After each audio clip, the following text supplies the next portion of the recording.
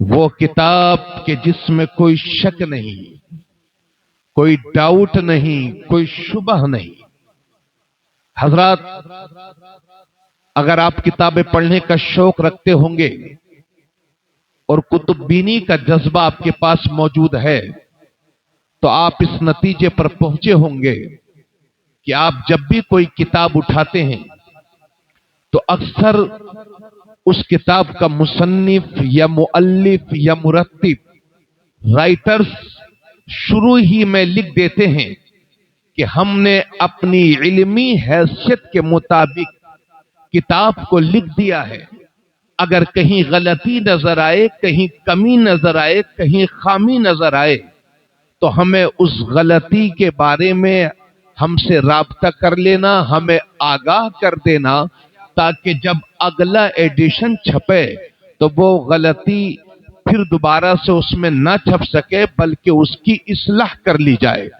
تو دنیا کی ساری کتابوں کا یہی حال ہے، اکثر کتابوں کا یہی حال ہے، کہیں شروع میں، کہیں آخر میں، کہیں بیچ میں اس بات کو لکھ ہی دیا جاتا ہے کہ ہم نے اپنے علم کے مطابق کتاب لکھ دی ہے، اگر کہیں غلطی نظر آئے تو اصلاح کر دینا، ہمیں آگاہ کر دینا، ہمیں بتا دینا تاکہ اس کی اصلاح ہو سکے۔ حضرات، تو دنیا کی ساری کتابوں کا یہی حال ہے۔ کتابوں کی اس بھیڑ میں وہ تنہا قرآن ہی ہے کہ جیسے ہی کھولو شروع ہی میں لکھا ہوا ہے ذالک الکتاب لا ریب فیہ، وہ کتاب کے جس میں کوئی شک ہی نہیں، کوئی ڈاؤٹ ہی نہیں، کوئی شبہ ہی نہیں۔ بے شک بے شک، سبحان اللہ۔ حضرات، قرآن جیسی کھولو شروع میں ہی آپ کو ملے گا اس میں کوئی شک نہیں۔ کیا بات ہے، سبحان اللہ سبحان آپ لوگوں کو کوئی شک ہو تو مت بولیے، اور اگر شک نہیں ہو تو بولیے سبحان اللہ۔ قرآن میں کوئی شک نہیں ہے۔ ارے بھائی، ہم کہہ رہے ہیں قرآن میں کوئی شک نہیں ہے، لیکن قرآن میں تو لوگوں کو کل بھی شک تھا، آج بھی شک ہے، کل بھی شک ہوگا۔ اگر قرآن میں شک نہ ہوتا تو یہ ساری دنیا قرآن نہ پڑھتی؟ یقیناً پڑھتی۔ کل بھی شک تھا، آج بھی شک ہے، کل بھی رہے گا، مگر یہ شک ان کی اپنی جہالت کی وجہ سے ہے۔ کیونکہ قرآن میں کوئی شک نہیں، اس کی وجہ یہ ہے کہ قرآن کے پاس ایسی دلیلیں، ایسی قوی اور مضبوط اور ٹھوس دلیلیں موجود ہیں کہ اگر عقل مند انصاف پسند انسان اگر ان دلیلوں میں غور کرے گا تو اس نتیجے پر پہنچے گا کہ کتاب قرآن اللہ ہی کی کتاب ہے اور یہ حق ہے، اس کی حقانیت میں کوئی شک نہیں۔ اگر انصاف پسند آدمی، عقل مند آدمی غور کرے گا تو اس نتیجے پر پہنچے گا یہ اللہ کی کتاب ہے، اس میں کوئی شک ہی نہیں۔ حضرات گرامی، اگر کسی کو شک ہے تو بس وہ ایسے ہی ہے جیسے کہ اگر کوئی نابینا کوئی شخص ایسا ہو جس کی بینائی چلی گئی ہو، وہ بینائی سے محروم ہو گیا ہو، اگر وہ نابینا شخص کہے کہ مجھے سورج دکھائی نہیں دیتا، آپ کہیں کہ دھوپ ہو رہی ہے، وہ کہیں مجھے تو دکھائی نہیں دیتا، تو کمی سورج کی نہیں ہے، کمی اس آنکھ میں ہے جو دیکھ نہیں پا رہی ہے، نقص اس آنکھ میں ہے۔ تو جس طرح سے کسی اندھے کے انکار سے سورج کے وجود پر کوئی فرق نہیں پڑتا، اسی طرح سے کسی گدھے کے انکار سے قرآن کی عظمت پر کوئی فرق نہیں پڑتا۔ واہ واہ واہ، زندہ باد زندہ باد، نعرہ تکبیر، نعرہ رسالت، عظمت مصطفیٰ کانفرنس، مسلک اعلی حضرت۔ کیا کہنے حضرت، ماشاءاللہ۔ ایک شور برپا کر کے رکھا ہے کہ قرآن جہاد کی طرف لے جاتا ہے، قرآن میں ایسا ہے، قرآن میں ویسا ہے۔ حضرات گرامی، ابھی چند سال پہلے لکھنؤ کے ایک آدمی کو اس کا دماغ جو ہے چل گیا تھا، وہ سپریم کورٹ پہنچا اور کہا قرآن سے 26 آیتیں نکال دی جائیں۔ کتنی؟ 26 آیتیں۔ معلوم ہوگا آپ کو، وہ لکھنؤ کا وہ پگلا گیا تھا، सुप्रीम कोर्ट के कुरान से 26 आयतें निकाल दी जाए, रिट दाखिल की, सुप्रीम कोर्ट ने 50,000 का दंड उसको दिया, जुर्माना भरना पड़ेगा 50,000 का। ऐसी बकवास सुनने के लिए हमारे पास कोई वक्त नहीं है। तो ये इस तरह की ज़हनियत सिर्फ आज की पैदावार नहीं है। 70 की दहाई में बंगाल की सरजमीन पर एक शख्स था जिसका नाम था चंदोमल चोपड़ा।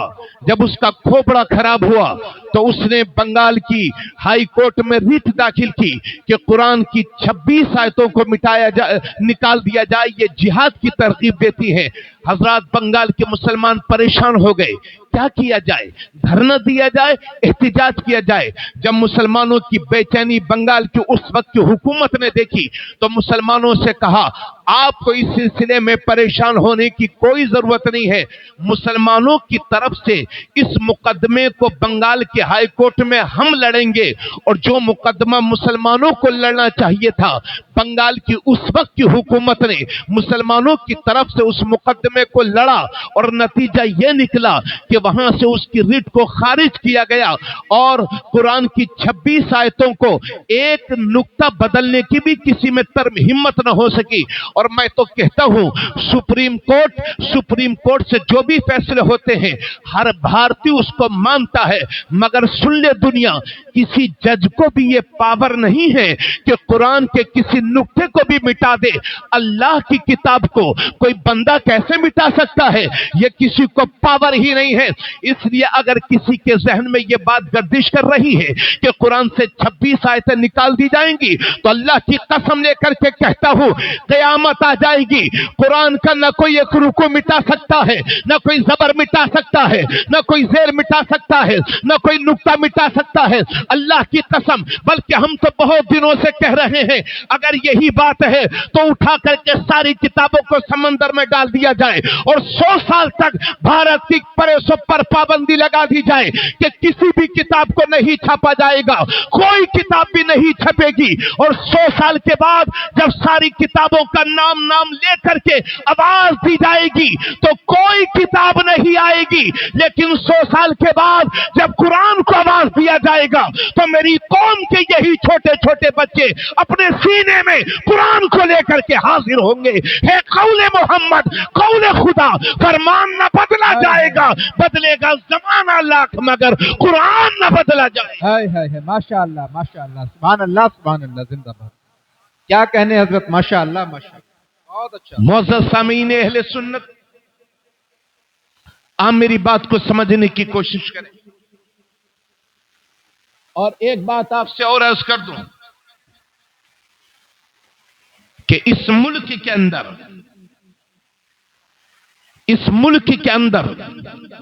हर धर्म की अक्सरियत कुरान की इज्जत करती है।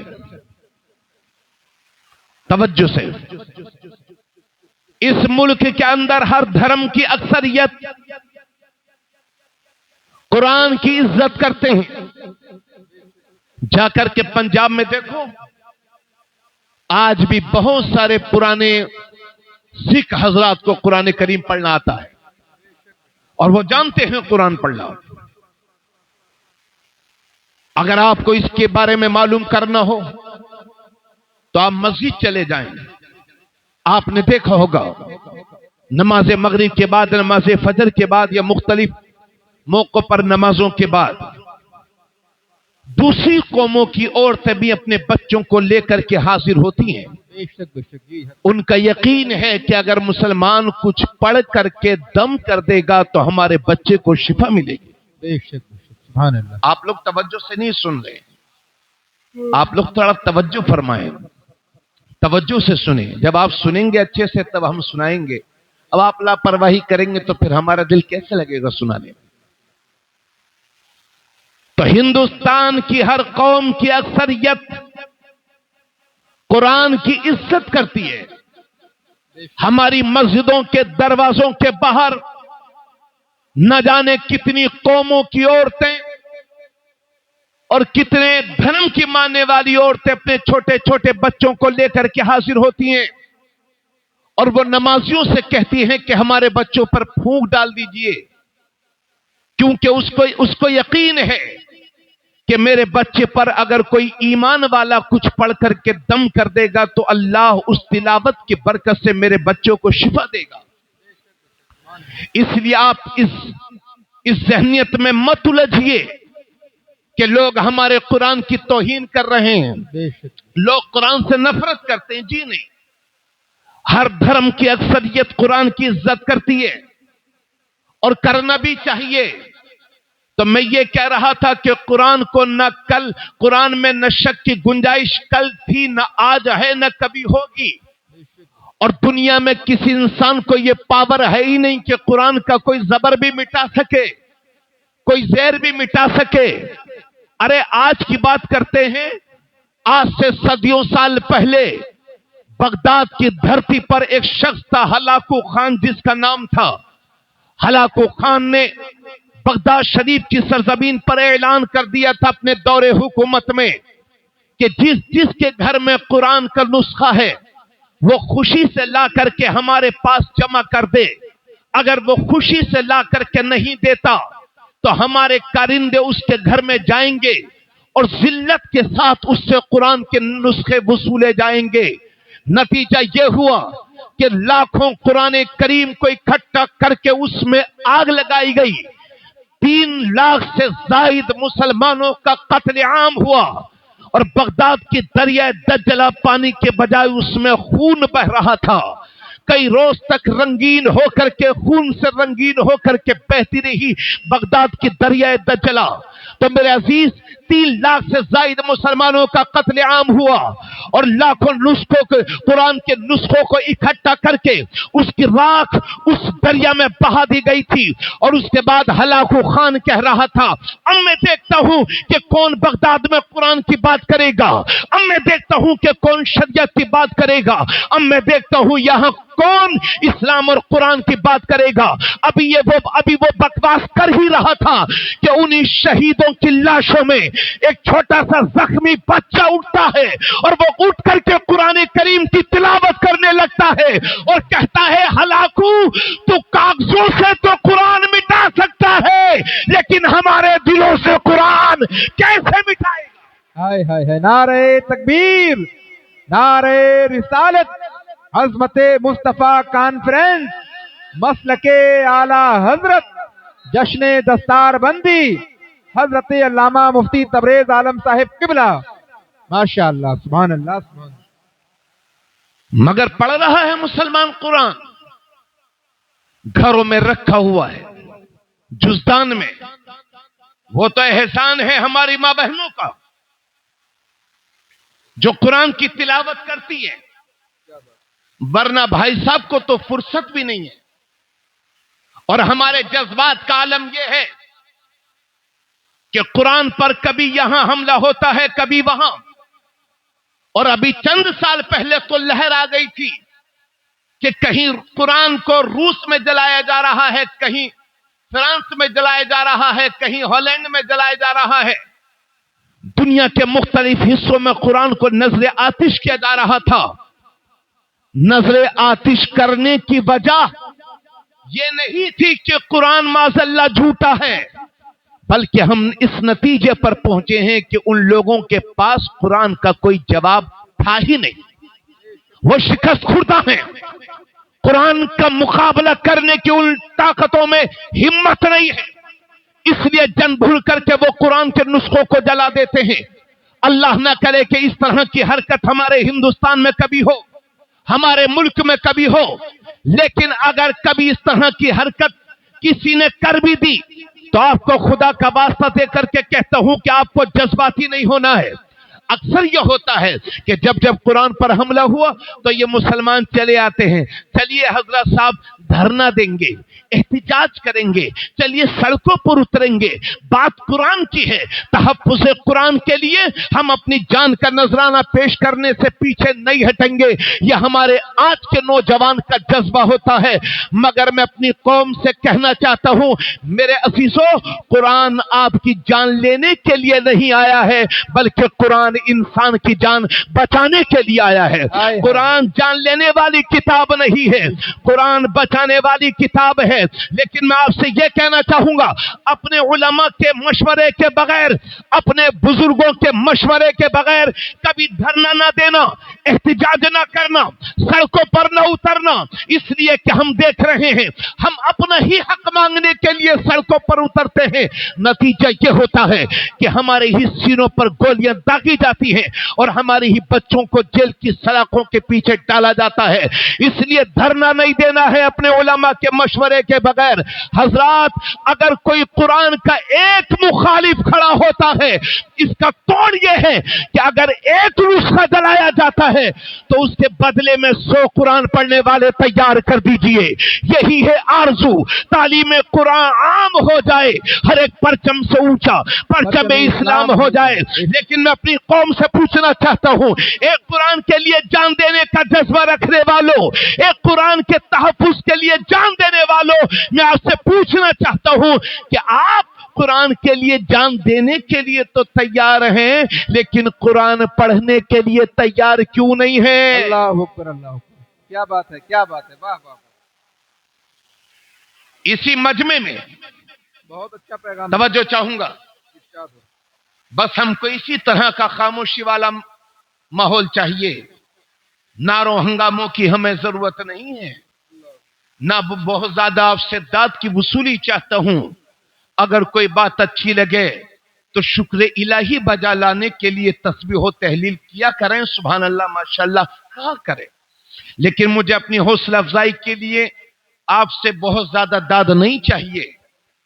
حضرات, میں آپ سے یہ پوچھنا چاہ رہا ہوں کہ ہم قرآن کے, آپ مجھے بتائیے, اگر قرآن کو آپ کی جان کی ضرورت پڑے تو قرآن کی تحفظ حفاظت کے لیے کیا آپ جان دے سکتے ہیں؟ آپ میری بات نہیں سمجھ رہے. اگر قرآن کے تحفظ کے لیے اپنی جانوں کی ضرورت پڑے تو آپ قرآن کے تحفظ کے لیے اپنی جان دے سکتے ہیں؟ دے سکتے ہیں. یقیناً ہماری قوم کا نابالغ بچہ بھی کہے گا کہ تحفظ قرآن کے لیے جان حاضر ہے. اگر قرآن کو جانی ضرورت پیش آئی تو سب سے پہلے تبریز عالم قادری کی جان تحفظ قرآن کے لیے حاضر ہے. لیکن میں آپ سے پوچھنا چاہتا ہوں کہ آپ قرآن کے لیے جان تو دینے کے لیے تیار ہیں, لیکن قرآن پڑھنے کے لیے تیار کیوں نہیں ہیں؟ اسی مجمع میں اگر میں ایمانداری سے پوچھوں کہ کتنے لوگوں کو قرآن آتا ہے,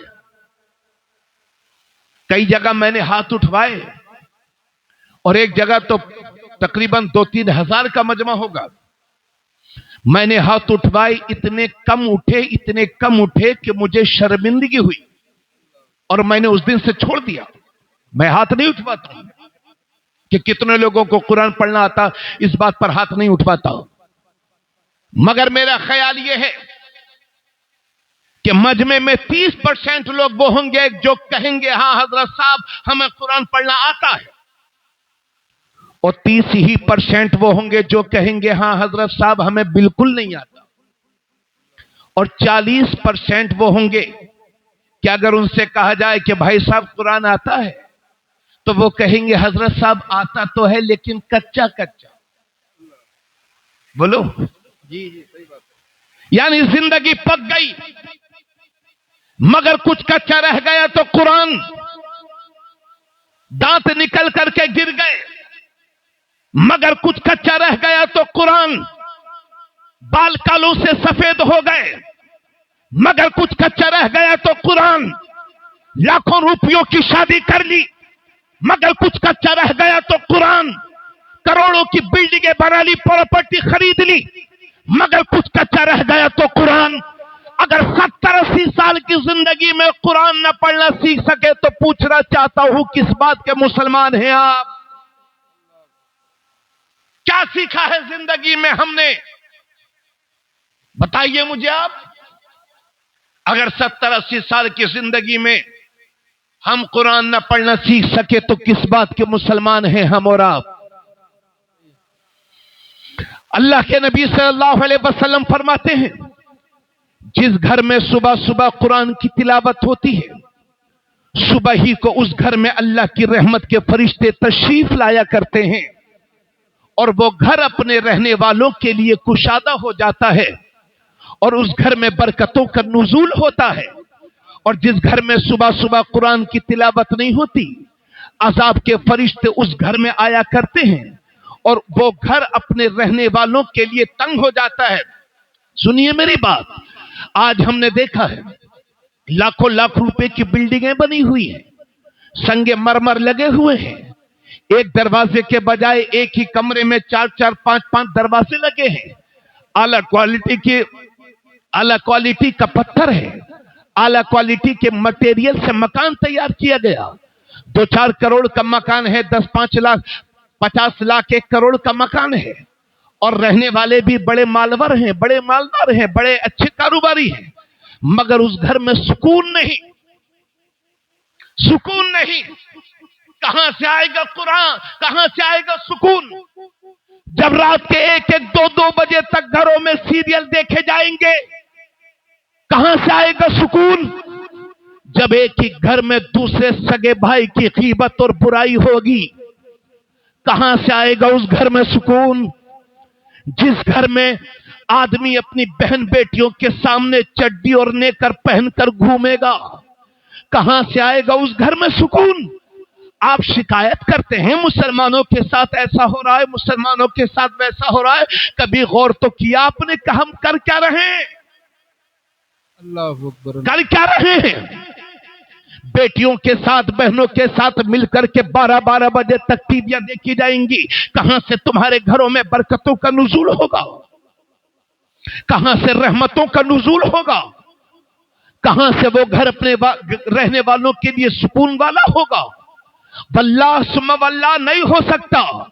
حضرات گرامی، تو میں یہ عرض کر رہا ہوں، اگر 70 سال کی زندگی میں آپ قرآن نہ پڑھنا سیکھ سکے تو کس بات کے مسلمان ہیں آپ؟ اور حضرات، مجھے اس بات کا یقین ہے، بڑا یقین ہے، کہ مجمع میں اکثریت وہ ہوگی کہ جنہیں قرآن پڑھنا نہیں آتا ہے، مگر اس بات کا بھی 100% یقین ہے کہ اس مجمع میں کوئی بچہ بھی ایسا نہیں ہوگا جسے سورہ اخلاص یاد نہ ہو، قل هو اللہ شریف یاد نہ ہو. چھوٹا سا بچہ بھی ہوگا تو قل هو اللہ یاد ہوگی، میری چھوٹی سی بیٹی بھی ہوگی تو قل هو اللہ یہ شریف یاد ہوگا، وہ سورہ مبارک یاد ہوگی.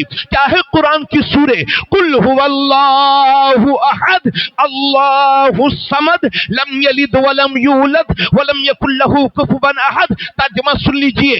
قل، اے حبیب آپ کہہ دو، هو اللہ احد، اللہ ایک ہے، اللہ الصمد، اللہ بے نیاز ہے، لم یلد ولم یولد، نہ وہ کسی سے پیدا نہ اس سے کوئی پیدا، ولم یکن لہ کفوا احد، اور اللہ کے برابر کوئی نہیں، اللہ کے مثل کوئی نہیں، اللہ کے مقابل کوئی نہیں. قرآن کی یہ چھوٹی سی سورہ ہے، مگر اس کی تلاوت کا ثواب تو دیکھو.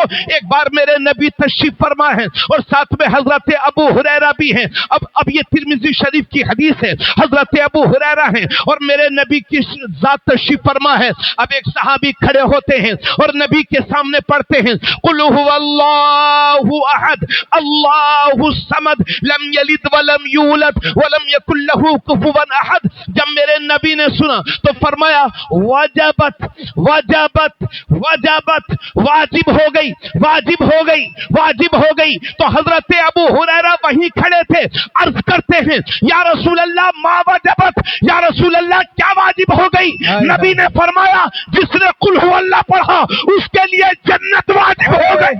سبحان اللہ سبحان اللہ، ماشاء اللہ، کیا کہنے ہیں. زور سے زندہ بولو باد. سبحان اللہ. سبحان اللہ سبحان اللہ، بہت اچھا، ماشاء اللہ. یہ ہے قل هو اللہ شریف کی تلاوت کا ثواب، کہ اگر صدق دل سے حصول ثواب کی نیت سے پڑھ لیا جائے تو جنت واجب ہو جاتی ہے. کہو سبحان اللہ. آقا کریم صلی اللہ علیہ وسلم فرماتے ہیں، اس کے راوی حضرت عبداللہ ابن مسعود ہیں، فرماتے ہیں جس نے قرآن پڑھا، قرآن کا ایک حرف پڑھا، من قرأ حرفا من کتاب اللہ فلہ بہ حسنہ والحسنۃ بعشر امثالها. لا اقول الف لام میم حرف، الف حرف ولام حرف ومیم حرف. اللہ کے نبی صلی اللہ علیہ وسلم فرماتے ہیں جس نے قرآن کا ایک حرف پڑھا تو اللہ ایک حرف پڑھنے میں اس کے بدلے میں ایک نیکی عطا فرمائے گا، اور وہ ایک نیکی 10 نیکیوں کے برابر ہوگی. اس کے بعد میرے نبی فرماتے ہیں میں یہ نہیں کہتا کہ الف لام میم ایک حرف ہے، بلکہ الف ایک حرف ہے، لام ایک حرف ہے، میم ایک حرف ہے. تو کوئی صرف الف لام میم پڑھے تو اللہ اس کے 30 گناہوں کو معاف فرماتا ہے اور اسے 30 نیکیاں عطا فرماتا ہے. سبحان اللہ سبحان اللہ ماشاء اللہ. زندہ باد. ارے بولیے بھائی کہاں گئے لہرانے والے لوگ؟ کہاں چلے گئے جو ابھی بہت دیر پہلے لہرا رہے تھے؟ سمجھ رہے ہیں بھائی؟ آقا کریم صلی اللہ علیہ وسلم فرماتے ہیں ایک موقع پر میرے نبی نے ارشاد فرمایا اے لوگوں، جس طرح سے لوہے کو زنگ لگ جاتی ہے، یہ دیکھیے زنگ لگ چکی ہے، ایسے ہی آپ کے گھروں میں لوہے کے دروازے ہوں گے، کھڑکیاں ہوں گی، پانی لگا زنگ لگی. اللہ کے نبی صلی اللہ علیہ وسلم ارشاد فرماتے ہیں کہ جس طرح سے لوہے کو پانی سے زنگ لگ جاتی ہے، اسی طرح سے ان دلوں کو بھی زنگ لگ جاتی ہے. یہ دل بھی میلے ہو جاتے ہیں، یہ دل بھی گندے ہو جاتے ہیں. صحابہ کرام نے عرض کیا یا رسول اللہ، دلوں کی گندگی کیسے صاف ہوگی؟ دلوں کا زنگ کیسے صاف ہوگا؟ دلوں کا میل کیسے صاف ہوگا؟ تو اللہ کے نبی صلی اللہ علیہ وسلم فرماتے ہیں اگر دلوں کی گندگی کو دور کرنا چاہتے ہو، دلوں کا میل ختم کرنا چاہتے ہو، دلوں کو روشن کرنا چاہتے ہو تو کثرت کے ساتھ موت کو یاد کیا کرو اور قرآن کریم کی تلاوت کیا کرو. کثرت کے ساتھ موت کو یاد کرنے کا مطلب شیخ عبدالحق محدث دہلوی لکھتے ہیں کہ کثرت کے ساتھ موت کو یاد کرنے کا مطلب یہ ہے کہ جن باتوں کا اللہ نے حکم دیا ہے ان پر عمل کرو، اور جن باتوں سے بچنے کا حکم دیا ہے ان سے بچو. اچھے عمل نہ کرنا اور زبان سے موت موت کرتے رہنا، شیخ صاحب فرماتے ہیں یہ تو دل کی سختی کا سبب ہوتا ہے. تو زیادہ سے زیادہ موت کو یاد کریں اور قرآن کریم کی تلاوت کریں. یہ قرآن کریم کی تلاوت اور کثرت کے ساتھ موت کو یاد کرنا یہ دلوں کے زنگ کو ختم کرتا ہے، دلوں کے میل کو ختم کرتا ہے. کیا بات ہے. ایک زمانہ وہ تھا کہ لوگوں کے کپڑے گندے ہوتے تھے، دل بڑے روشن اور اجلے ہوتے تھے. آج کے انسان کا لباس تو بڑا اجلا ہے مگر دلوں میں نفرتیں بھری ہوئی ہیں، دلوں میں حسد بھرا ہوا ہے، دلوں میں گھمنڈ بھرا ہوا ہے، دلوں میں تکبر بھرا ہوا ہے. اے لوگوں، لباس سے زیادہ روحانیت کی پاکیزگی کی طرف دھیان دو. دلوں کو پاک کرنے کی کوشش کرو، سینوں کو پاک کرنے کی کوشش کرو، دل کو کینے سے پاک رکھو.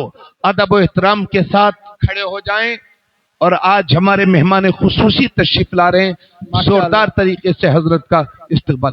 گرام، جہاں سے فیضان مارہرہ شریف پہنچا اور وہاں سے فیضان بریلی شریف پہنچا، وہ بالگرام کہ جہاں میر عبد الواحد جیسی عظیم المرتبہ شخصیت آرام فرما ہے.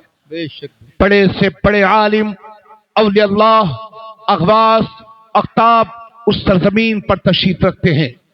اسی سرزمین کی مرکزی ترجمانی کے لیے آج ہمارے درمیان مظہر تجلیات واحدی، مصدر برکات طیبی، پیر طریقت، رہبر راہ شریعت، سیدی آقائی و ماوائی و ملجائی، پیر طریقت حضور الشاہ علامہ الحاج سید اولاد رسول عرف حضور سہیل میاں صاحب قبلہ دامت برکاتہم العالیہ، سجادہ نشین آستان عالیہ واحدیہ طیبیہ بالگرام شریف و سربراہ اعلیٰ دارالعلوم واحدیہ طیبیہ بالگرام شریف पूरी शान सरपरस्ती के साथ हमारे दरमियान तशरीफ रखते हैं। अल्लाह का शुक्र बजा लाते हुए आप तमाम हजरात मचल करके बोलें सुभान अल्लाह। अल्लाह सुभान। पूरा मजमा शुक्र इलाही बजा लाए और कहे अल्हम्दुलिल्लाह। अरे थोड़ा गुटखा खाने वालों बोल दो भाई, कल खा लेना। कहिए सुभान अल्लाह, अल्हम्दुलिल्लाह, माशाल्लाह। ए भाई सब बैठ जाओ आप लोग, वरना घर चले जाओ। देखो ठंडी बहुत हो रही है, हम नहीं चाहते कि किसी को तकलीफ हो। आप आए हो, बैठो, खाली वक्त नहीं गुजारते। माशाल्लाह ये हमारे कमेटी के नौजवान अब्दुल कुद्दूस भाई से मुलाकात हुई और माशाल्लाह इसराइल भाई, हाँ उनसे भी मुलाकात हुई। ये सब लोग जहां भी हैं फौरन तशरीफ ले आए, हजरत के चेहरे की जियारत करें। और माशाल्लाह आप सबके लिए ये भी खुशी की बात है कि जिस जमीन पर आज हजरत के कदम पड़े हैं और हम तमाम लोग हाजिर हैं, अल्हम्दुलिल्लाह ये मदरसे की अपनी जमीन है। क्या बात है, सुभान अल्लाह सुभान अल्हम्दुलिल्लाह। और मैं केवलपुर के मुसलमानों से यकीनन मुझे बहुत मिलकर के बहुत खुशी हुई कि यहाँ के लोग एक अच्छा और शानदार मदरसा चलाते हैं। अल्हम्दुलिल्लाह मदरसे से 3 हुफ्फाज़ कुरान इस साल भी फारिग हो रहे हैं। आज का ये जलसा उन्हीं हुफ्फाज़ कुरान की दस्तारबंदी के मौके पर अल्हम्दुलिल्लाह सजाया गया है। तो शुरू की जाए, बात बढ़ाई जाए आगे। इसराइल भाई अब बैठो भाई सब लोग, हाँ बैठ जाइए। पढ़ें दुरूद शरीफ सल्लल्लाहु अलैहि नबी उम्मी वालिही सल्लल्लाहु अलैहि वसल्लम, सलातु व सलाम अलैका या रसूल अल्लाह। और आप सबको आज अल्हम्दुलिल्लाह आप हजरात में से जो कोई किसी से मुरीद नहीं है, मैं आपसे ये गुजारिश करता हूं कि मौत जिंदगी का कोई भरोसा नहीं, मौका बहुत अच्छा है। 40 मुसलमानों में अल्लाह का एक वली मौजूद होता है। आले रसूल हम सब की सरपरस्ती करने के लिए तशरीफ फरमा है। जो किसी से मुरीद ना हो वो आज हुजूर पीरे तरीक़त से, हुजूर सुहेले मिल्लत से मुरीद हो जाए। हजरत के हाथों में हाथ दे करके गुलामी गौसे आजम का पट्टा अपने गले में डाल ले। खाली हाथ वापस आए थे, खाली हाथ आए थे, भरे हाथ वापस जाइए। और जो हमारी माँ बहनें किसी से मुरीद नहीं है, उनसे भी गुजारिश है कि हजरत जब कलमात पढ़ाएंगे, आपको कुछ कहलवाएंगे, तो मर्दों के साथ साथ आपको भी कहना होगा और आप हजरत की मुरीदा हो जाएंगी। जो हजरत किसी से मुरीद नहीं है वो आज मुरीद हो जाएंगे।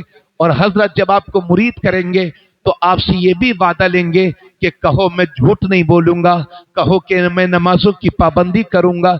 जो जो वादा हजरत आपसे कराएंगे आपको सिर्फ जबान से अदा नहीं करना है, बल्कि दिल में सोचना भी है और पुख्तगी के साथ ये अज़्म करना है कि इंशाअल्लाह हम वादे को वफा करेंगे, नमाजों का एहतमाम करेंगे।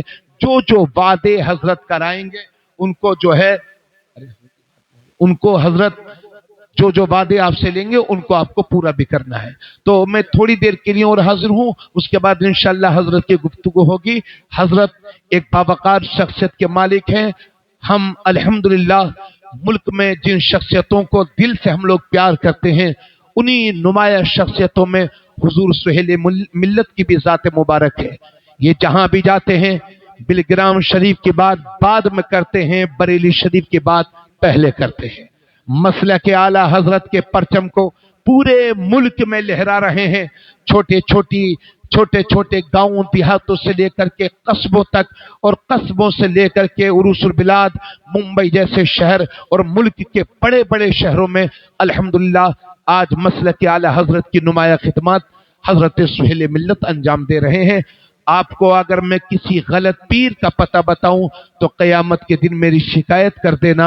और अगर सही पीर का पता बता रहा हूं, आप किसी से मुरीद नहीं हैं, तो बिना सोचे समझे आज आप बज़्म कादरियत में, बज़्म गौसे आज़म में आए हो। खाली हाथ वापस न जाओ, गुलामी गौसे आज़म का पट्टा अपने गले में डाल करके जाओ। हज़रात गिरामी बाबाज़ बुलंद दुरूद शरीफ पढ़ें। अल्लाहुम्मा सल्ली अला सय्यदिना व हबीबिना व शफीइना व करीमिना व मौलाना मुहम्मद व बारिक वसल्लम सलातु व सलाम अलैका या रसूल अल्लाह सल्लल्लाहु तआला अलैहि वसल्लम। تو حضرات میں یہ کہہ رہا تھا